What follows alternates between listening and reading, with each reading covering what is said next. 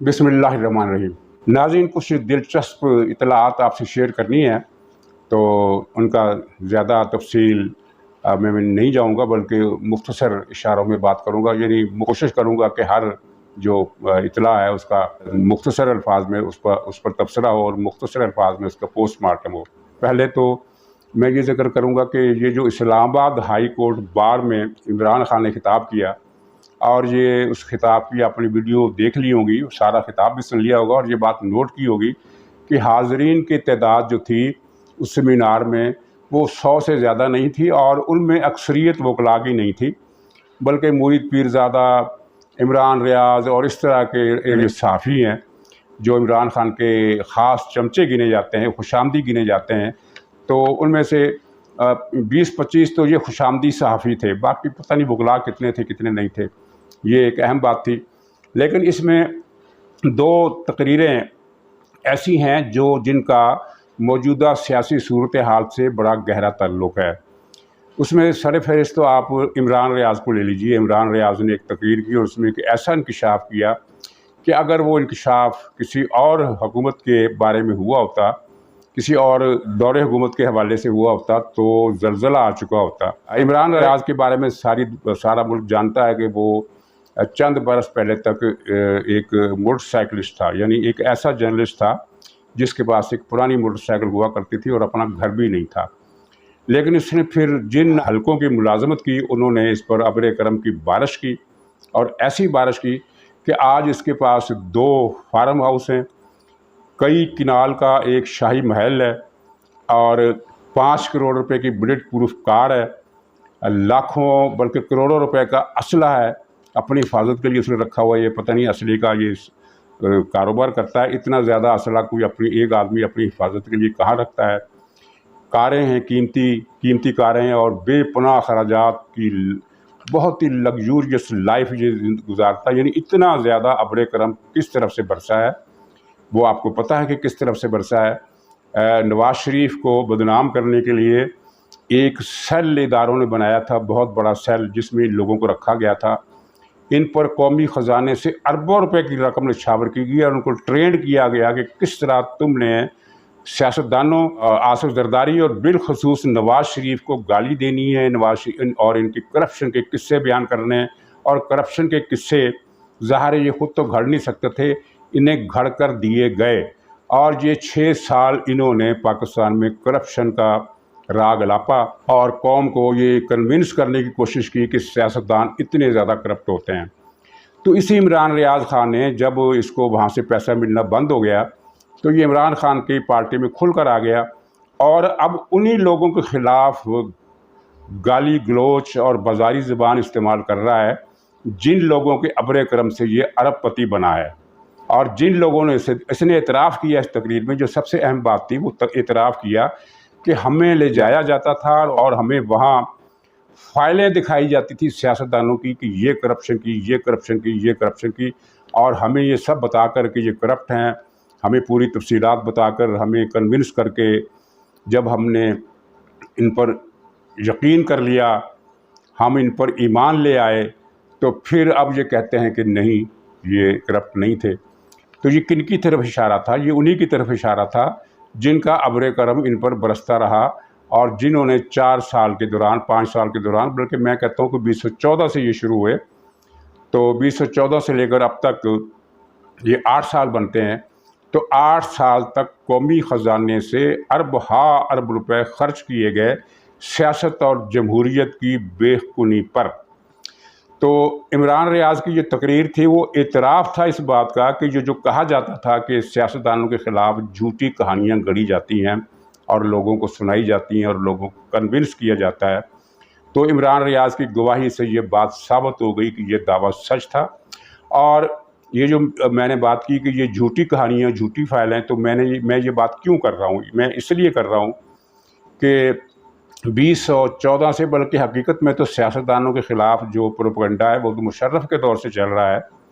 यानी इसको 22 बरस हो जाते हैं इस प्रोपेगेंडे की मुहिम को, और फाइलें जो बनाई गई, दिखाई गई, वो इसलिए झूठी हैं कि अगर ये इनमें सच होता, तो जबकि 4 साल, पौने 4 साल इमरान खान की हुकूमत रही है और सारे एक पेज पर थे, تو پھر کیوں نہیں ان میں سے ایک بھی فائل سچی ثابت نہیں ہو سکی؟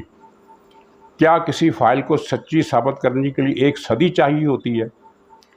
4 سال میں 1 سطر کا الزام بھی ثابت نہیں ہو سکا، 1 سطر کا الزام بھی ثابت نہیں ہو سکا، جتنی کہانیاں گڑھی گئیں۔ آپ کو یاد ہوگا کہ نواز شریف کے خلاف جو مہم چلائی ایون فیلڈ فلیٹس کے حوالے سے یا لندن میں جائیدادوں کے حوالے سے، جو بھی، اس کو تو آپ ایک طرف رکھیں۔ پاکستان میں آصف زرداری کے خلاف ایک مہم عمران خان کے دور میں چلی اور خود زرداری صاحب کے دور سے اس کا آغاز ہو گیا تھا، نواز شریف کے دور میں بھی وہ چلی۔ وہ یہ تھی کہ زرداری کے اکاؤنٹس ہیں، فلودے والے کے پاس اتنے ارب نکلے ہیں، پکوڑے والے کے پاس اتنے ارب نکلے ہیں، اور کلفی والے کے پاس اتنے ارب نکلے ہیں، دال چنا بیچنے والوں کے پاس، آلو چھولے بیچنے والے کے پاس اتنا نکلے ہیں۔ وہ اربوں روپے کی رقم زرداری صاحب کی انہوں نے کرپشن ثابت کرنے کی کوشش کی، کہانی گھڑنے کی کوشش کی، ایک بنیاد بنائے گی۔ سوال پیدا ہوتا ہے کہ وہ پھر اکاؤنٹ سے جو اتنی اربوں خربوں کی رقم برآمد اب تک ہوئی ہیں وہ کہاں گئی؟ بلکہ ایک موقع پر تو وہ جو شاید دنیا کا سب سے زیادہ جھوٹ بولنے والا اینکر پرسن ہے شاہد مسعود، اس نے ایک مرتبہ کہا تھا کہ آصف زرداری کی ایک کشتی پکڑی گئی ہے جس میں سونا بھرا ہوا تھا اور وہ دبئی جا رہی تھی۔ کشتی میں سونا کتنا آتا ہو؟ 1-2 کلو سونا تو کشتی میں نہیں لے جایا جاتا، کشتی میں منوں کے حساب سے سونا تھا۔ سوال یہ پیدا ہوتا ہو کہ وہ سونا کہاں ہے؟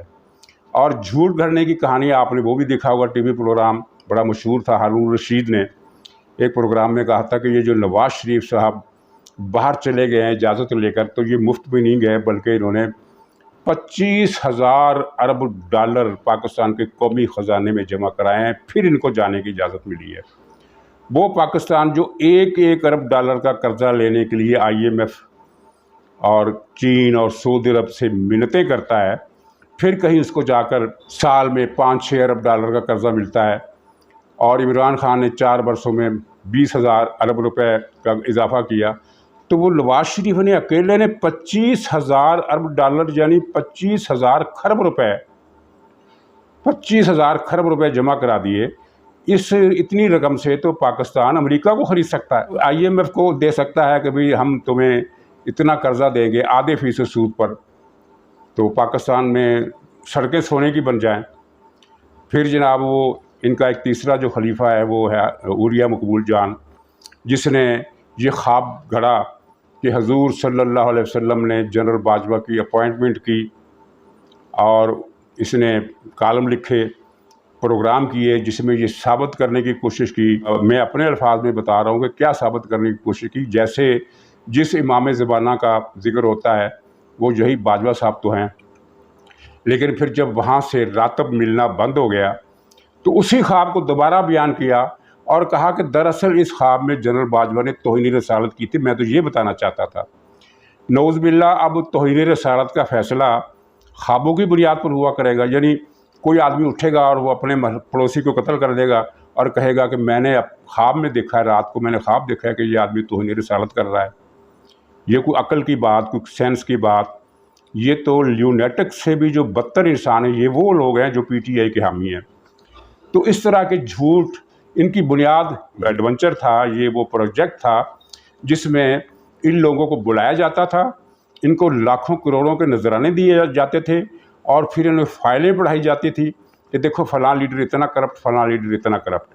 ثابت ایک بھی نہیں ہو سکا، ثبوت ایک بھی نہیں ہے، اور ان لوگوں نے بڑی آسانی سے یہ مان لی ہے، اس لیے کہ جب جیب میں لاکھوں کروڑوں آ رہے ہوں تو آپ کو جو بھی فائل دکھائی جائے گی، آپ کے پاس آپ تو دل و جان سے کہیں گے کہ میں اس فائل پر ایمان لے آیا ہوں۔ ناظرین، یہ عمران ریاض کی کہانی تھی، اور دلچسپ باتیں کچھ ایاز میر نے بھی کی، وہ بھی پرانا آدمی ہے اسٹیبلشمنٹ کا، اور ہمیشہ اس نے جمہوریت کے خلاف لکھا ہے، عمران خان کے حق میں لکھا ہے۔ تو اس پروگرام میں اس نے عمران خان کو کچھ جملے بھی چست کر دیے۔ اس تقریر سے پتہ چلتا ہے کہ وہ بھی اسٹیبلشمنٹ سے ان دنوں باغی ہے، ظاہر ہے وہاں سے کچھ لفافے، نذرانے، بوتلیں، پیٹیاں آنی بند ہو گئی ہوں گی۔ تو اس نے عمران خان کو کہا کہ آپ نے اس ملک کو پراپرٹی ڈیلروں کے ہاتھ میں بیچ ڈالا۔ پراپرٹی ڈیلرز وہ کہہ رہا تھا فوج کو۔ اپوزیشن کی دوسری جماعتوں نے، مثلا مسلم لیگ نون نے، پیپلز پارٹی نے، JUI نے فوج پر تنقید کی ہے، ہمیشہ کی ہے، لیکن اس طرح فوج کو پراپرٹی ڈیلر کا نام دینے کی جسارت کسی سیاسی جماعت نے یا کسی اور صحافی نے نہیں کی۔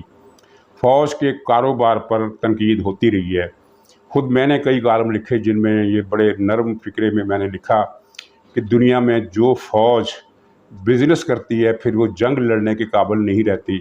اس طرح کی تنقید اوروں نے بھی کی، بچ بچا کر محتاط الفاظ میں، لیکن اس طرح کھلم کھلا کہ پراپرٹی ڈیلروں کے ہاتھ میں اپنے ملک بیچ دیا تو عمران خان اس پر خاموش رہا، لیکن اس میں دو لطیفے بھی ہو گئے۔ ایک لطیفہ تو یہ ہوا کہ اس نے کہا کہ جب فوج نے آپ کو لات مار دی تو آپ چی گویرا بن گئے، اور اب آپ چی گویرا ہی بنے رہیں، دوبارہ برسر اقتدار آنے کی کوشش نہ کریں۔ یہ تفنن کے انداز میں کہا۔ اب اس میں سوال یہ ہے کہ چی گویرا کو یہ لوگ جانتے ہیں کہ وہ کون تھا؟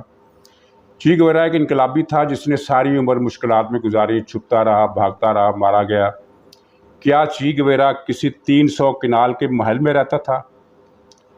کیا چی گویرا کے بھی کوئی پنکی پیرنی تھی جو اس کے لیے روزانہ لاکھوں کروڑوں روپے کماتی تھی اور کمیشن رکھتی تھی اور اس کو دیتی تھی؟ کیا چی گویرا نے بھی کوئی فرہ گوگی رکھی ہوئی تھی؟ کیا چی گویرا بھی کسی ہیلی کاپٹر کا مالک تھا کہ وہ ہیلی کاپٹر سے پاؤں نیچے اتارتا ہی نہیں تھا جب تک وہ اپنی منزل تک نہ پہنچے، جو کار کے ذریعے سفر کرنا اپنی توہین سمجھتا تھا؟ یہ ایک لطیفہ تھا۔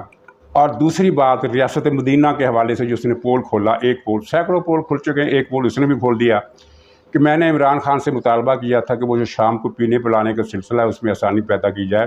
اشارہ اس طرف تھا کہ شراب پر پاکستان میں پابندی ہے، اور یہ ایاز میر صاحب نے کو میرے خیال میں کوئی 150 کالم اسی موضوع پر لکھے ہیں کہ یہ پاکستان کیسا ملک ہے جہاں شراب آسانی سے نہیں ملتی۔ شراب پر پابندی ہٹا لی جائے، یہ سر عام اس کو ملنا چاہیے، ہر دکان سے ملنا چاہیے۔ جس طرح آدمی گھر سے نکلتا ہے اور یہ پان سگریٹ والے کی دکان سے سگریٹ کی ڈبی لے کر آ جاتا ہے، اسی طرح ہر آدمی گھر سے نکلے اور قریبی دکان سے 2-4 بوتلیں شراب کی اٹھا لائے۔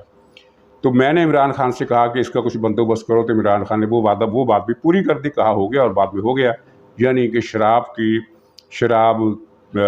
آسانی سے، فراوانی سے دستیابی کا مطالبہ کیا گیا جو عمران خان نے پورا کر دیا۔ تو یہ جناب عمران خان کی ریاست مدینہ کی جو حقیقت ہے وہ 1000 طرف سے عیاں ہو چکی ہے۔ ایک پہلو جو رہتا تھا وہ کل ایاز میر نے خطاب کر دیا اور پھر اپنی تقریر میں بتا دیا۔ تو یہ اسلام آباد کا جو وکلاء سیمینار تھا یا رجیم چینج سیمینار تھا جس کی حاضری افسوسناک نہیں شرمناک حد تک کم تھی، تو اس کا ایک خلاصہ یہ خلاصہ بھی ایک دستاویز بن سکتا ہے اگر اس کو آپ دوبارہ سنیں کہ اس میں کیا کہا گیا، ان لوگوں نے کیا کہا اور اس میں کیا راز کھلے۔ قومی زندگی کا ایک سب سے بڑا راز تو عمران ریاض نے کھول دیا۔ تو اب آگے کیا کرنا ہے، اور آگے جو ہے ہمیں نظر آ رہا ہے کہ ماضی کے سارے پروجیکٹ سے توبہ کر لی گئی ہے اور آئندہ فیصلہ کیا گیا کہ اب اس کے بعد کسی نئے پروجیکٹ کی بنیاد نہیں رکھنی، کیونکہ یہ وہ پروجیکٹ ہے جس نے سیاسی جماعتوں کو بھی تباہ کیا، ملک کو بھی تباہ کیا۔ سیاسی جماعتوں اور ملک کی تو خیر ہے، لیکن اس نے ادارے کی ساکھ بھی تباہ کر دی۔ تو اس کے بعد سے یہ توبہ کی گئی ہے اور انشاءاللہ یہ توبہ قائم رہے گی، اور اسی دعا کے ساتھ اور سب کے ساتھ نیک خواہشات کے ساتھ، فوج اور اداروں کو پورے احترام کے ساتھ، فوج اور اداروں کے لیے اس دعا کے ساتھ کہ اللہ تعالیٰ ان کو آئندہ کسی بھی غلطی سے محفوظ رکھے اور ان کا وقار اور عزت بحال کرے، کیونکہ ان کے ذمے پاکستان کے دفاع کا جو فریضہ ہے وہ کئی حوالوں سے دوسرے ملکوں سے مختلف ہے۔ دوسرے ہر ملک کا دفاع مقدس فریضہ ہوتا ہے اپنے لوگوں کے لیے، لیکن پاکستان ہمارے لیے ایک ذرا مختلف قسم کا ملک ہے۔ یہ ہماری جائے امان ہے۔ اگر عراق پر ایران حملہ کر کے ضم کر لے یا سعودی عرب عراق پر حملہ کر کے اسے ضم کر لے تو ان کی زندگی ویسے ہی رہے گی جیسی ہے، کیونکہ عراق میں آدھی سے زیادہ آبادی عرب ہے، وہ عربوں کے ساتھ مل جائے گی، اور عراق کا ایک بڑا حصہ آبادی کا فارسی اور ترکمان ہے، وہ ایران کے ساتھ مل جائے گا۔ لیکن پاکستان خدا نخواستہ ختم ہوا تو یہ اس پر قبضہ ہو جائے گا یا تسلط ہو جائے گا۔ بھارت کا قبضہ تو نہیں ہوگا لیکن غلبہ اور تسلط ہو جائے گا بھارت کا، اور مسلمانوں کی اکثریت والے اس ملک میں مسلمانوں کا جینا اسی طرح حرام ہو جائے گا جس طرح بھارت کے ساتھ، بھارت میں آپ 22 کروڑ آبادی والے مسلمانوں کے ساتھ ہوتا ہوا دیکھ رہے ہیں۔ ناظرین اجازت دیجیے، انشاءاللہ پھر ملاقات ہوگی، تب تک کے لیے خدا حافظ۔